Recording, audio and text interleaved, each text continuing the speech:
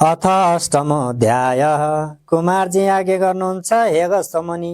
विष्णु भागेपछि बाँकी रहेका देवता, यक्ष, गन्धर्व, किन्नर र दैत्य नाग सबै हाहाकार गरी 10 दिशामा भागी एउटाले अर्कोसित भन्न थाले, अब दक्ष प्रजापतिको प्राण रहँदैन, किनभने भगवान विष्णु सुदर्शन चक्र मिथ्या भयो। जुन चक्र लिएर विष्णु विधा महादेव समेत टिक्न सक्नुहुन्न थियो, यस्ता चक्रधारी समेत भागे भने हाम्रो पराक्रम के काम लाग्छ। यस्तो कुरा गर्दै सबै आफ्ना आफ्ना घरतिर लागे। सबै विपक्षी कुलेलम भएको देखेर काल जस्ता महावीर वीरभद्र रिसले ओठ टोक्दै, नागले सास फेरे झैं सास फेर्दै, वर्षाकालको मेघ गर्जे झैं गर्जिँदै दक्षमाथि जाइ लागे। दक्ष प्रजापतिको टुप्पी समय भूमिमा पछारेर बोध गराई, हे पापिष्ट, तैँले महादेवलाई धेरै निन्दा गरिस्, आफ्नी छोरी मारिस्, तँ जस्तो पापीहरू यस संसारमा कोही छैन। महादेव बौला हो, त्यसलाई नडाकी मलाई के होला भनी थिइस्। यस बखतमा तेरा ज्वाइँहरू कहाँ गए? अब तँ आफ्ना हितैषीहरूलाई डाकी आफ्नो प्राण बचा। तेरो यज्ञ शङ्कर नभई कसले पूर्ण गर्दो रहेछ, हेरौँ त अब तँलाई। पनि यस यज्ञमा होम गर्न सकौँ हामी सबैलाई सन्तोष होला भनेर बुझाएर दक्ष प्रजापतिको शिर काटेर यज्ञमा होमिदिए। यसरी दुष्ट संहार गरेको देखेर महाकाली, नन्दी, भृङ्गी, चतुष्ठी योगिनी, भूत प्रेत पिशाचहरूले एकै स्वर गरेर, धन्य धन्य वीरभद्र, शिव निन्दक दक्षको नाश गर्यो। हे वीर, तिमी समान बलियो त्रिभुवनमा हुन दुर्लभ छ भन्दै नाच्न गाउन थाले।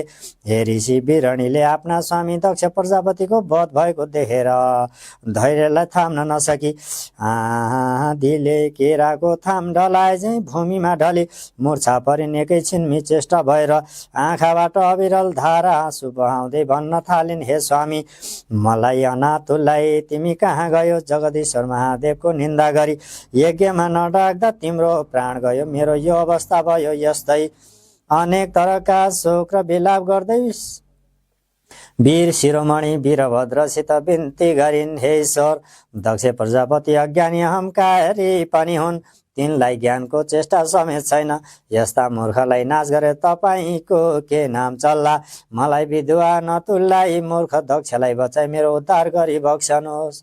वीरभद्र आफैले सृष्टि गरेर आफैले संहार गर्नु योग्य होइन। तिमी कस्ता भने सृष्टि स्थिति संहार गर्दा महारुद्र पनि तिमी, ब्रह्मा विष्णु शङ्कर पनि तिमी, आदि अनादि सबै तिमी नै हो। हे भक्तका प्यारा वीर, मेरो मुख हेरेर पतिको सबै अपराध मूर्ख जानी क्षमा गरी पतिदान दिनुहोस्। वीरणीको यस्तो विलाप सुनेर इन्द्रादि देवताले आकाशबाट फूल वर्षाए। हे वीरभद्र, दक्ष प्रजापतिलाई बिउताई वीरणीलाई सन्तोष दिनुहोस् भनेर आकाशवाणी भयो। वीरणीले शोक गरेको र देवताहरूले भनेको सुनेर वीरभद्रलाई साह्रै दया लाग्यो र वीरणीको मुख हेरी भन्न लागे, हे वीरणि, तेरो स्तुतिले प्रसन्न भए, तँलाई स्वामी वर दिन्छु। तर तेरो स्वामी दक्ष प्रजापतिको शिर मैले यज्ञमा होमिसके। अब यज्ञमा बलि दिएको बोकाको शिर जोरी बिउताइदिन्छु, किनभने त्यसले पशु जस्तै भएर जगदीश्वर महादेवको निन्दा गरेको छ। यस्तो वीरभद्रको वचन सुनेर वीरणीले हवस् भनी अञ्जली बाँधी उभिरहन्। वीरभद्रले बोकाको टाउको ल्याई पछिल्तिर मुख फर्काई जोरी दक्ष प्रजापतिलाई बिउताइदिए। दक्ष प्रजापति बिउतेपछि वीरणीले छाग मुख बोकाको टाउको भएको पति साथै वीरभद्र महाकालीहरूलाई दण्डवत गरेर आफ्ना घर जाँदी भइन्। वीरभद्र महाकालीहरू पनि कोटी कोटी देवता, यक्ष, किन्नर, दानव, नागहरू समेत दक्ष प्रजापतिको सेना नाश गरेर यज्ञको विध्वंस गरी भूत प्रेत पिशाच नन्दी भृङ्गी प्रथम गण आदि सबै गण त्यहाँबाट अन्तर्ध्यान भएर कैलाश पर्वतमा पुगी महादेवलाई साष्टाङ्ग दण्डवत गरेर, हे जगदीश्वर, तिम्रो अज्ञानले पापिष्ट दक्ष प्रजापति र देवता, यक्ष, गन्धर्व आदि कोटी कोटी सेना मारी यज्ञ विध्वंस गरेर दक्षको शिर छुट्याएर यज्ञमा होमिसकेपछि उसकी स्त्री वीरणीले साह्रै करुणा दर्शाएर विलाप गर्न लागि र मलाई दया आयो। अनि यज्ञमा बलि दिएको बोकाको टाउका पछिल्तिर मुख फर्काएर जोरी दक्ष प्रजापतिको जीवन दान दिएर आए भनेर बिन्ती गरे। तब महादेव खुसी भएर भन्नुभयो, हे वीरभद्र महाकाली, तिमीहरू धन्य रहेछौ म सन्तोष भएँ भनेर तिनीहरूलाई आफ्नो शरीरमा लीन गराउनु भयो।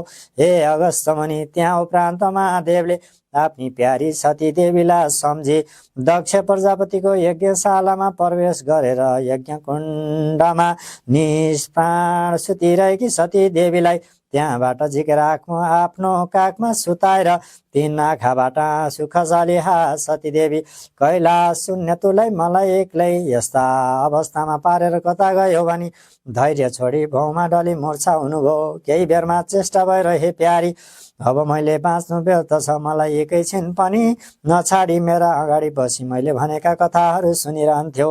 अब म कसलाई सुनाउला, मैले भनेको नमान्दा तिम्रो यस्तो अवस्था भयो, अब म कसलाई के भन्नु भनेर मुट्कीले छाती ठोक्दै आँखादेखि बलिन्द्र धारा आँसु बगाउँदै फेरि भन्नुहुन्छ, भिजभाङ धतुरो मेरो स्वामीले खाने वस्तु हो भनेर हितभावले रक्षा गरेर राख्दथ्यो, अब ती सबैको रक्षा गरिदेला। फेरि बाहिर गएर आउँदा हातमा कमण्डलु लिएर मेरा पाउ धुन चाँडै आउँथ्यो।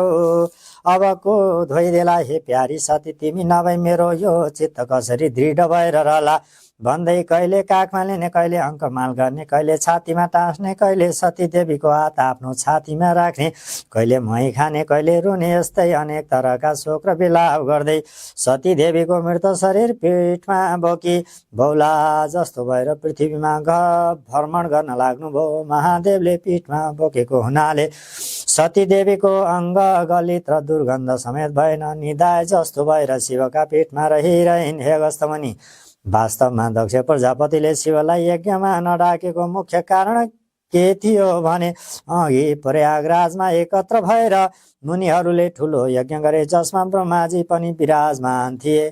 त्यहाँ ठुला ठुला ऋषि मुनिहरूले यी ज्ञान कुण्डका विषयमा बहस गरिरहेका थिए। त्यसबेला आफ्ना सारा गणहरूलाई साथमा लिएर शिवजी पनि सतीका साथ उस सभामा पुग्नुभयो।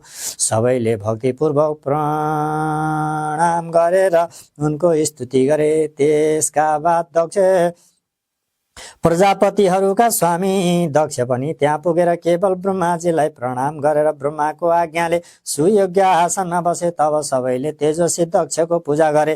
तर परम स्वतन्त्र लीला बिहारी महेश्वर चाहिँ आफ्ना आसन नै बसिराख्नुभयो। उहाँले दक्षलाई प्रणामसम्म पनि गर्नु भएन। यस्तो देखेर दक्ष अत्यन्त क्रुद्ध भयो र सभाका मध्यमा सबलाई सुनाउँदै शिवलाई धेरै कुवाच्य कहेर करायो कि यो पाखण्डी दुर्जन पापी पागल ब्रह्मा निन्दक स्त्री लम्पट तामसी नसेबाज हमेसा स्त्रीमै आसक्त रहन्छ। सम्बन्धले यो मेरो छोरी ज्वाइँ हुनाले छोरो तुल्य भएर पनि त्यसले मलाई प्रणामसम्म गरेन। त्यसकारण म यसलाई श्राप दिन्छु। हे ब्राह्मण हो, हे देवता हो, तिमीहरू सबै सुन, म यसलाई बहिष्कार गर्दछु। आजदेखि यसले देवताका साथ भाग पाउने छैनन्।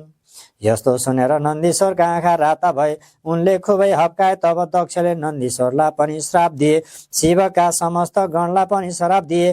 अनि पछि नन्दीश्वर पनि खुब रिसाए। उनले पनि घमण्डी दक्षलाई भने, हे दुष्ट बुद्धि भएको दक्ष, के त शिव तत्त्वलाई जान्दैनस्? यो जो तैँले भृगु आदि ऋषि मुनिहरूको बीचमा महाप्रभु शिवजीको उपहास गरिस्, यो तेरो घमण्ड हो। अब म पनि शिवका प्रभावले तँलाई श्राप दिन्छु कि त सहित सारा ब्राह्मणले वेदको वास्तविक अर्थ नबुझेर केवल आशीर्वादमा नै विश्वास गरून्। जब क्रुद्ध नन्दीश्वरले यस प्रकारको श्राप दिए तब त्यहाँ हाहाकार मचियो। तब भगवान शङ्करले नन्दीश्वरलाई सम्झाउँदै भन्नुभयो, बुद्धिमान, तिमीले क्रोध गर्नु हुँदैन थियो। म ब्राह्मण र वेदलाई श्राप दिन्न। तिमी वास्तवमा यस्तो सम्झ कि दक्षको श्रापले मलाई छुन सक्दैन। अब तिमी शान्त हौ। तब नन्दीश्वर शान्त भए। शिवजी आफ्ना सबै गणलाई साथमा लिएर आफ्नो धाममा जानुभयो। दक्ष पनि ब्राह्मणहरूलाई साथमा लिएर आफ्नो बाटो लागे। त्यहीँदेखि दक्ष प्रजापति शिवनिन्दक कहलाउँछन्। कहलाउन लागेका हुन् हे अगस्तमुनि। अब तिमीलाई सतीदेवीका अङ्ग जहाँ जहाँ पतन भए त्यहाँ त्यहाँ पीठ उत्पत्ति भएको कुरा अघिल्लो अध्यायमा सुनाउनेछु। इति श्री स्कन्द पुराणे केदारखण्डे महात्म्य कुमार अगस्त संवादि श्री स्वस्तानि परमेश्वर्या व्रत कथायां महादेव पृथ्वी भ्रमण नाम अष्टोध्याय। हरे नमः। श्री स्वस्तानि परमेश्वरी नमः। या कुन्दन्तु तुषारहार धवला या शुभ्रवस्त्रावृता या वीणा वरदण्ड मण्डितकरा या श्वेत पद्मासना या ब्रह्माच्युत शङ्कर प्रवृत्तिभि देवै सदा वन्दिता सा मां पातु सरस्वती भगवती निशेषजाड्यापहा कायेन वाचा मनसेन्द्रिर्वात् बुद्ध्यात्मना वात् प्रकृति स्वभावात् करोमि यद् सकलं परस्मै नारायणायेति समर्पयेत्। श्री स्वस्तानि देवे नमो नमः।